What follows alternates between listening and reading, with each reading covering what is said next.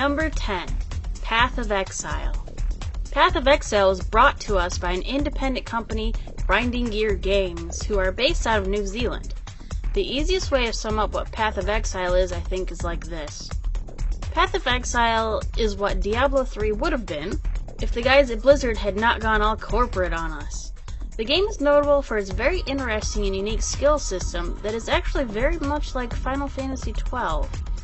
What is so cool about this is that the player has a chance to develop unique builds, and thanks to a well-designed item system, you can put specific skills to various items by using gens. This game is just full to the brim of customization. The game is not at all deep in the story department. It takes place in a dangerous wasteland-type looking place called Rayclast. You have been exiled to this place, and now must do all you can in order to survive. Many games of this type do not have a deep story, and this one follows suit. Path of Exile does have a pretty cool art style, but the game's graphics are not going to blow you away. Had the game been a little more polished in the presentation department, it may have placed a little higher. Number 9. Firefall. Although fairly recently launched, Firefall is still worth of a place on our countdown. Firefall is a very interesting action RPG that lets you play in both first and third person. Red 5, the people behind this game, have certainly crafted an amazing game from both a PvP and PvE point of view. The game is criticized for many of its battles having all the same kind of feel, but this was really harsh. The game is just so engaging, and no matter if you're trying to win a battle, or take something from aliens, or defend something from them, you'll be on the edge of your seat the whole battle, that is for certain. Firefall, as well as being fun to play, got a great deal of attention for its setting and story. Set in the future, humans are trying their hardest to keep at bay a devastating alien force known as the Chosen, who want Earth and the whole human race dead. It is up to you and some buddies, or even strangers, to work together and let those aliens know they have tried to take over the wrong planet. This game just has such an epic sci-fi big budget movie feel to it that you will really find yourself heavily invested in this war. Number 8. Neverwinter. Cryptic Studios, the same publisher of Star Trek Online, is responsible for bringing us Neverwinter. The game is based on the same engine as Star Trek Online. Many people criticize the gameplay, saying that much of the time this felt more like a single-player game and that the combat, while satisfying, offered no real challenge. Well, while this may actually be partially true, the fact is if you are wanting a quick, no messing around action MMO game that is also mixed with a Dungeons & Dragons attribute system, then this is for you. Just do not expect to be playing this for months on end, but it is a wild ride while it lasts. Neverwinter, despite its faults, won many people over with its story. It's perfect for those of you who love Dungeons & Dragons lore. The presentation of this game isn't too shabby either. Sure, it will not make your jaw hit the floor, but if you're a player who likes to have a great deal of customization over the characters, then Neverwinter will make you very happy. The player-created content will ensure that if you do get hooked on the game, that the community will be active for quite a long time. Number 7. Star Trek Online. Star Trek Online is not a perfect game. Let's say that right now. I absolutely despise the business model practices led by Perfect World International, the guys behind this game. But I still found myself putting a ton of time into this game and having a great deal of fun as well. The game actually has 2 gameplay styles. One where you actually control your space shuttle, train your officers, gain new skills, explore the galaxy, and of course fight other spacecrafts. The other part of the game takes place when you land on the planets. Now it turns into a third-person action game, where sadly the action here is not perfect, but you can get through it. You can try and act diplomatic, or you can just go in and take whatever action you deem necessary. I think it's fair to say that you need to be a Star Trek fan to get the most out of this game. The game looks and sounds good, but if you're a Star Trek fan, you'll appreciate all the little details that are scattered throughout the game. The game has a great storylines for which Star Trek fans will just be flat out awesome, but even if you aren't a diehard fan, you'll still find them interesting enough. Sadly, Star Trek Online is pretty out of line with what they want player to pay to get some of the premium content, but there is still more than enough fun to be had without spending a single penny. Number 6. Terra. I will admit that I'm not a huge fan of the recent influx of Asian MMORPGs. While I did love the awesome castle siege that Lineage 2 had, but for the most part, the majority of them to me felt like they had static combat. Thankfully, Terra from Blue Hole Studio is one of those few Asian MMORPGs that have escaped the clutches of static combat. The game really does have this amazing and dynamic combat system. It's really quite epic when you're in the deep into the moment of battle. The gameplay by far is Terra's strong point. It has clan versus clan and PvP arenas that are just both so fun to play thanks to the amazing combat system. Add to this an interesting political system, and Terra will keep you busy for a long time. Terra from a presentational point of view is just pure eye candy. Seriously, this game is very nice. But sadly, the story is really hard to get into, and the quest system is bland and will really struggle to keep your interest. But thankfully, the combat is so much fun it gets you past this.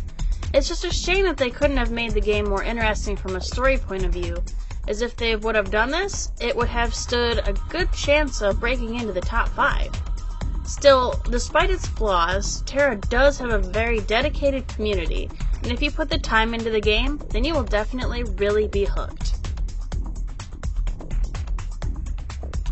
Number 5. World of Tanks. World of Tanks is the king of lobby MMOs. Actually, we can go a step further than that, because in a short space of time, World of Tanks has become one of the most popular MMOs all over the globe. It really has managed to take that step into the mainstream that so many other MMOs wish they could. The reason for this popularity is its well-crafted game mechanics. Wargaming.net, the guys behind this game, have managed to craft a game that works for gamers who want an arcade experience, and also for gamers who want a simulation-based one. They really do walk this fine line perfectly. One of the coolest things about World of Tanks is the way that the game features a persistent war. Player clans can fight it out for territories, which if they're successful, will bring premium currency and other bonuses as well. One thing I got a kick out of was once you die, you're not out of the game. You simply just jump in another tank and get back to the war. World of Tanks is a great game that ticks all of the boxes of what makes a fun and engaging MMO game. Number 4. PlanetSide 2. PlanetSide 2 from Sony is the sequel to one of the most popular MMO FPS games of all time. PlanetSide 2 pretty much gives us shooter fans everything we've ever wanted in an MMO FPS game. This game is just so huge in scale that it's just staggering when you first play. The game lets you, as the player, take part in many different roles. Each of the factions that you can play in has numerous different classes, but there's also tanks and flying vehicles that you can use to try to turn this massive war in your faction's favor. Epic is a term that is way overused in video games these days. But the battles in PlanetSide 2 can be described in no other way. There is no messing around in this game. You are dropped into battle and then it is time to rock and roll. You would think that with the huge amount of players in a battle, that the game would take a hit in the presentation department, but that couldn't be any further from the case. This game is just amazing to look at. No matter if the battle is happening during the day or the night, it looks amazing. Sadly, the story of why these 3 factions are fighting is not at all that interesting. And the way that the territories change hands so fast means that it's hard to build up any real loyalty to one faction's cause.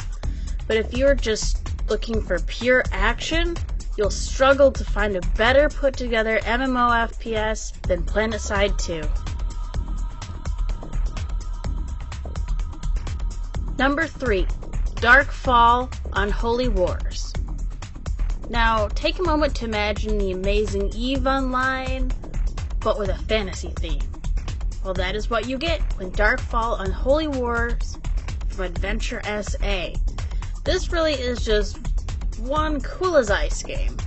It boasts great dynamic combat, player-owned cities, player-driven economy, and a really interesting and well-thought-out crafting system.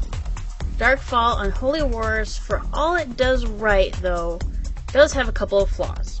Most notably, the interface has had a few changes, and these can make it a chore to use until you get the hang of it, but it's not as bad enough to turn you off from the game itself. The game setting is really cool. While most of us who enjoy MMORPG games will have played a vast amount of fantasy-type ones, I really do think that the dark and brooding setting of Darkfall Unholy Wars does set it apart from the rest, and to put it bluntly, the game just looks flat-out cool. The game has had its critics, but if you take the time to actually play the game, then I'm sure it's great settings and fun once you get the hang of it. The gameplay will really have you under its spell. Number 2. Guild Wars 2. No doubt there will be more than a few raised eyebrows that Guild Wars 2 from ArenaNet is not our number 1 spot, but we still think it's one of the best games of 2013. Guild Wars 2 has fans at a fever pitch that has not been seen since the launch of World of Warcraft. Gamers are just frothing at the mouth to get their hands on this. The game, from a gameplay point of view, is just so well designed. It has amazing combat, and the way that the fast content navigation works, in addition to the really cool dynamic events, makes sure that this is one of those games where a half an hour drop in and play turns into a full-on all-night gaming session. There's just so much content here that you are really getting a great deal with this game. The game also has done some work that makes it by far the best theme park available right now. The new features that have been added really do make a difference. Many people forget that the RP in RPG stands for role-playing. Well, that is the case here. You really do play a role in the fantastic and engrossing story that unfolds as you play Guild Wars 2. You may think that this is the same fantasy-type story you've seen before, but it is just so much more than that, and it's a story that has to be played through in order to appreciate it. The art style of this game really does bring the story to life, and even just still screenshots, you can see this is one of the best looking games that was released in 2013. Number 1. EVE Online. Let's face it, if Guild Wars 2 was number 2, then you knew there was no other contender for the number 1 spot other than EVE Online. This game is so huge in pretty much every regard that it is really hard to talk about in a single paragraph. This sandbox MMORPG just evolves each year, and so far it has been an incredible 20 free expansions that have been released. The game has a phenomenal 300,000 active subscribers, which results in EVE Online having one of the most dynamic and active communities of any MMORPG. No matter what time of day you fire this up, there's going to be a ton of people to play with. It's just jam-packed with all kinds of features to make it one of the most interesting MMORPGs you could play. Even at 10 years old, EVE Online shows no signs at all of slowing down. What turned so many players on to EVE Online was that it came out at a time when fantasy-style MMORPGs were all the rage. EVE Online is just like a dream come true for fans of sci-fi. The art style looks like it fits right in the middle of Star Wars and Star Trek, and the whole universe the game is set in is just so full of so much stuff to do, and you'll find yourself playing this game for hours on end, and still only seeing a small amount of what the game has to offer. Its sandbox gameplay style means that this really is a game where you can explore the galaxy and do whatever you want. So here we are, folks. These are the top 10 MMORPG games we have chosen for this year. Don't like our top? It's fine. Tell us your favorite MMORPGs in 2013 in the comments section located below. Or let us know what games you're looking forward to in 2014. Thanks for watching, and have a happy new year.